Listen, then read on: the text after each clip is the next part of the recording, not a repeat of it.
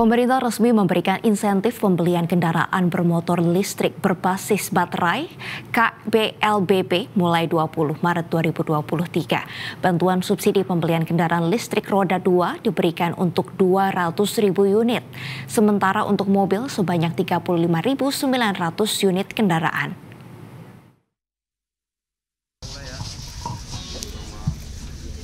Pemerintah resmi menerbitkan aturan mengenai pemberian bantuan subsidi untuk pembelian kendaraan bermotor listrik berbasis baterai atau KBLBB, baik kendaraan roda 2 atau motor maupun kendaraan roda 4 atau mobil listrik. Menteri Koordinator Bidang Kemaritiman dan Investasi Luhut Binsar Panjaitan mengatakan, bantuan subsidi KBLBB ini akan mulai diberlakukan pada 20 Maret 2023. Insentif ini ditujukan untuk mempercepat industri kendaraan bermotor listrik berbasis baterai di Indonesia. Bantuan pemerintah yang diharapkan dapat menstimulasi pasar kendaraan listrik khususnya di Indonesia. Setelah terbitnya Peraturan Presiden Nomor 55 Tahun 2019 tentang percepatan program kendaraan bermotor listrik berbasis baterai, produksi maupun penjualan KBLBB di Indonesia belum dapat berjalan secara cepat. Sebagaimana tertera dalam Perpres tersebut disebutkan bahwa percepatan program KBLBB didorong oleh alasan peningkatan efisiensi energi, ketahanan energi, dan konservasi energi sektor transportasi, serta terwujudnya energi bersih, kualitas udara bersih, dan ramah lingkungan, serta yang terpenting adalah mengurangi ketergantungan kita terhadap impor BBM. Dalam kesempatan yang sama, Menteri Perindustrian Agus Gumiwang Kartasasmita mengatakan, pemerintah akan memberikan bantuan subsidi untuk pembelian kendaraan listrik roda 2 sebesar Rp7 juta per unit untuk 200.000 unit motor dan untuk mobil listrik sebanyak 35.900 unit kendaraan. Pada tahun 2023 mengusulkan pemberian bantuan pemerintah terhadap pembelian sepeda motor EV itu sebesar atau sebanyak 200.000 unit motor EV sampai dengan Desember 2023. Sementara untuk kendaraan roda 4 mobil, di mana kita semua ketahui bahwa sekarang ada dua produsen, Hyundai Ioniq 5 dengan juga Wuling, itu kami usulkan untuk sejumlah 35.900 unit kendaraan diberikan bantuan pemerintah sampai Desember 2023, dan untuk bus kami usulkan sejumlah 138 unit sampai Desember 2023. Pemerintah telah menyusun sejumlah skema dan pedoman umum yang telah didiskusikan bersama Kementerian Keuangan yang melibatkan perbankan hingga produsen serta Kementerian ESDM. Selain itu, Menperin juga mengatakan bahwa bantuan pembelian mobil dan motor listrik hanya berlaku 1 kali pembelian. Dari Jakarta, Dominik Helvi Febriadi, Ade Permana, Media Group Network. Pemirsa, meski diniatkan untuk mendukung percepatan pembentukan ekosistem kendaraan listrik di tanah air, pemberian insentif atau subsidi pembelian kendaraan listrik dikritik banyak kalangan. Lantas bagaimana subsidi ini bisa dijamin tepat sasaran dan apakah dukungan subsidi ini akan membantu percepatan pembentukan ekosistem kendaraan listrik di tanah air? Kita akan langsung membahasnya dengan Wakil Ketua Umum Perkumpulan Industri Kendaraan Listrik Indonesia atau Periklindo, Prabowo Kartoleksono. Pak Prabowo, terima kasih sudah bergabung dengan Zona Bisnis, Pak. Terima kasih kembali. Baik, Pak Prabowo, bagaimana tanggapan Anda mengenai insentif atau subsidi pembelian kendaraan listrik yang akhirnya benar-benar akan direalisasikan tanggal 20 Maret 2023 mendatang? Kalau menurut saya sangat baik ya, karena ini tentunya dapat sedikit banyak mengakselerasi penggunaan KBLBB, kalau kami istilahnya itu ya, kendaraan listrik berbasis baterai. Mohon maaf, saya gunakan istilah ini untuk membedakan dengan kendaraan hybrid yang sering salah kaprah disebut sebagai kendaraan listrik. Jadi semakin banyak kendaraan listrik digunakan, semakin sedikit polusi yang ditimbulkan, semakin sedikit konsumsi BBM oleh masyarakat, dan tentunya sedikit banyak menjadi berkurang beban subsidi BBM yang harus dikeluarkan oleh pemerintah. Baik, Pak Prabowo, untuk konfirmasi, untuk tanggal 20 Maret 2023 nanti akan diberikan subsidi adalah motor listrik begitu ya Pak ya? Betul, betul. Untuk mobil dan juga bus listrik ini seperti apa? Bagaimana, Mbak? Maaf. Untuk mobil dan juga bus listrik ini seperti apa? Belum ada ya ininya, tapi kelihatannya kalau saya baca di berita-berita itu lebih ke arah nanti pajaknya ininya ya, PPN-nya. Baik, berarti yang akan diimplementasikan tanggal 20 Maret nanti ini adalah subsidi dari motor listrik ya Pak ya? Betul, betul. Baik, menurut Bapak apa urgensinya diberikan insentif ini Pak? Di tengah, kalau kita lihat kan total subsidi yang diberikan pemerintah anggarannya mencapai 1,75 triliun untuk motor listrik. Apa yang membuat ini menjadi urgent dilakukan saat ini ketimbang digunakan untuk hal lain Pak? Misalkan untuk kegiatan bantuan sosial dan lain-lain.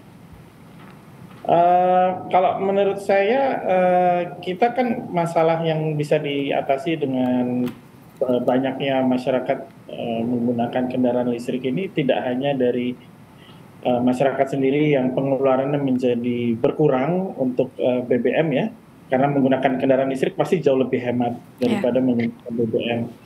Dia juga tidak perlu mengeluarkan uang untuk biaya servis yang cukup sering dan mahal.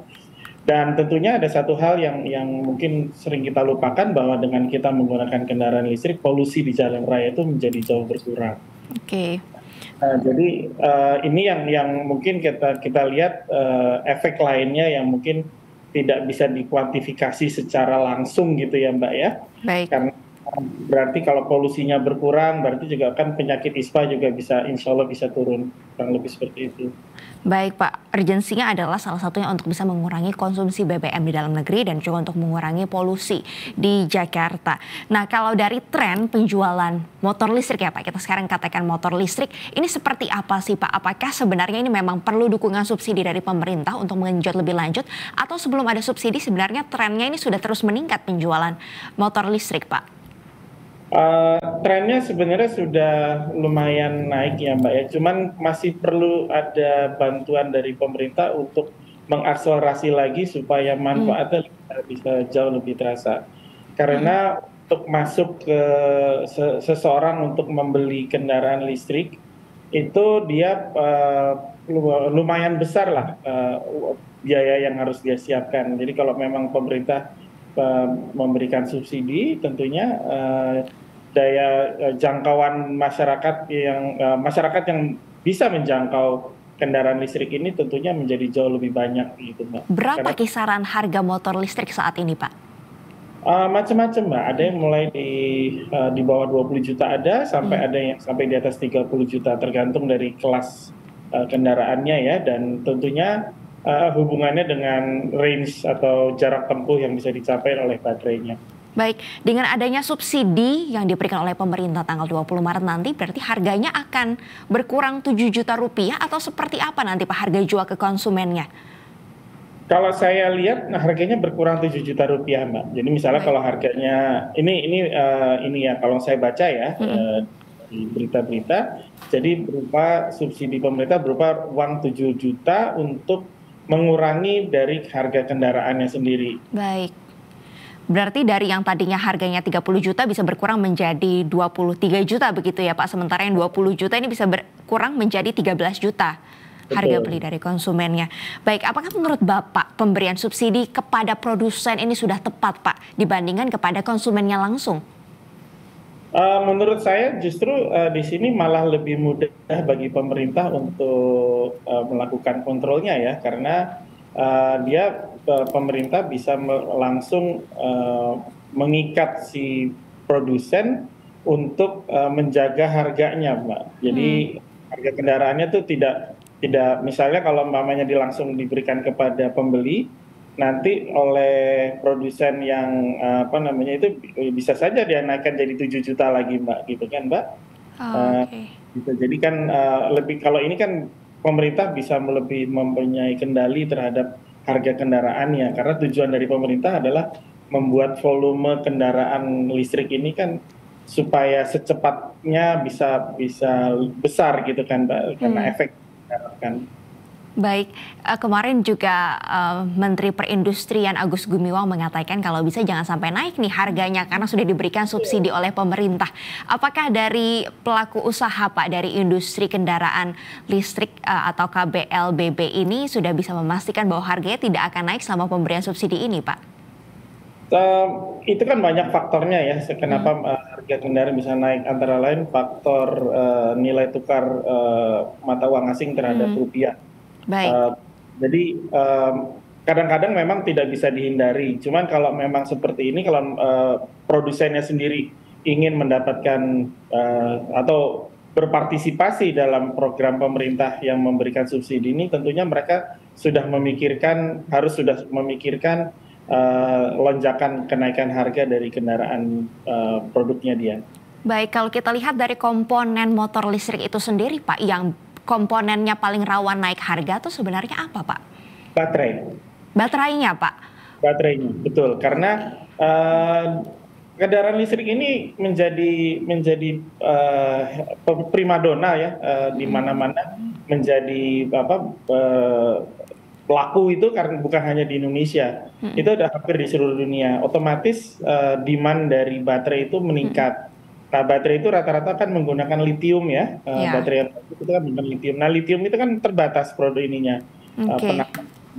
Nah, jadi otomatis supply dan demand kalau seperti itu. Jadi harga baterainya ini yang harus kita perhatikan. Dan pada umumnya kendaraan listrik itu harga baterai itu mendekati 50% daripada harga kendaraannya sendiri saat ini. Baik, walaupun nikelnya dari Indonesia, tapi tetap berpengaruh ya Pak ya perubahan kurs rupiah misalkan menjadi lebih mahal. Ini berarti impornya lebih mahal dan berpengaruh ke biaya produksi. Sedikit banyak akan berpengaruh, terhadap biaya produksi. Nah, ini sekarang pinter-pinternya produsen aja bagaimana menyiasati kalau terjadi kenaikan harga material ya ininya. Baik Pak, terkait dengan kuota yang diberikan oleh pemerintah kepada motor listrik, subsidinya kan akan dibatasi untuk 250.000 unit motor Pak. Nah ini apakah cukup untuk menggenjot penjualan motor listrik dan bagaimana ini distribusinya kepada produsen-produsen? Nah ini mungkin mekanisme yang sedang diatur oleh pemerintah ya, kita tunggu saja. Saya rasa pemerintah juga sangat bijaksana untuk mengatur mekanismenya. Cuman kalau saya lihat adalah bahwa dengan angka 250.000 itu, kalau itu katakanlah itu dipegang oleh 10 merek, itu sudah 5.000 unit Mbak gitu ya, kasarnya kita angkat angka kasar aja. Nah 25.000 unit itu sudah cukup, untuk para produsen itu untuk berani melakukan investasi untuk minimal bisa mengembalikan sedikit lah biaya investasi yang akan dan telah mereka keluarkan Mbak untuk memproduksi kendaraannya. Baik, Pak Prabowo, subsidi atau insentif yang diberikan pemerintah ini tidak hanya untuk pembelian motor listrik baru, tapi juga yang konversi nih dari sebelumnya motor listrik BBM ke kendaraan listrik. Ini syarat-syaratnya menurut Bapak rumit tidak sih supaya mendorong masyarakat untuk bisa beralih dari BBM ke kendaraan listrik? Sebenarnya sama sekali tidak rumit ya.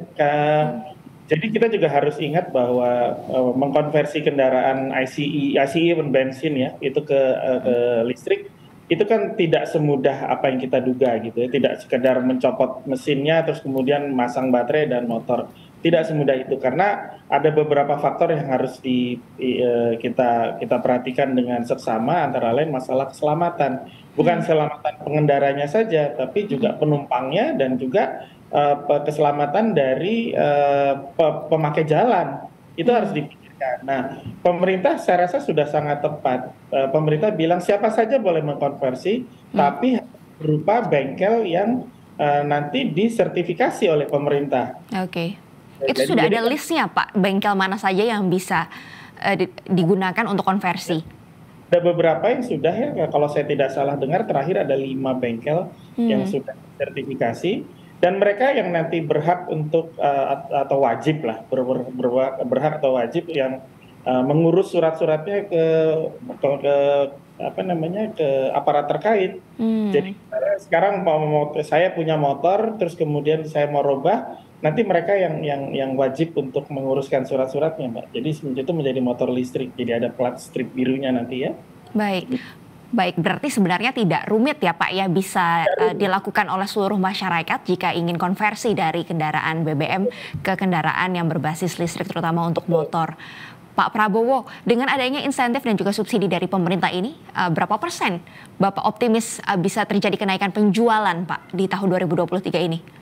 Mungkin masih agak berat kita atau mungkin agak sulit ya untuk menduga dulu, tergantung nanti dari animo masyarakat. Tapi dengan adanya subsidi ini tentunya minat akan bertambah. Nah, sekarang tinggal bagaimana para produsen ini siap untuk mengisi pasar gitu. Baik Pak, kalau tahun lalu sendiri penjualan motor listrik di kisaran berapa ribu Pak, atau berapa banyak? Apanya Pak? Mbak, kalau tahun lalu penjualan motor listrik ini bisa berapa banyak Pak? Saya harus cek lagi Mbak, karena belum dapat data terakhirnya, tapi lumayan banyak karena produsennya juga udah mulai banyak ya, merek-merek juga udah mulai banyak. Jadi kita harus cek lagi. Mungkin kita agak sulit mendapat datanya karena dari Periklindo sendiri membernya belum cukup menyeluruh gitu Mbak. Jadi kita harus melakukan pengecekan lagi. Baik Pak, kita akan tunggu sama-sama seberapa besar dampak dari subsidi dan juga insentif motor listrik ini terhadap penjualan motor listrik di tahun 2023. Harapannya ini bisa mendorong secara signifikan dan membuat masyarakat beralih dari penggunaan kendaraan berbasis BBM menjadi kendaraan berbasis listrik. Terima kasih Pak Prabowo Kartolaksono telah bergabung bersama Zona Bisnis siang hari ini. Sukses sehat selalu Pak. Selamat siang ya.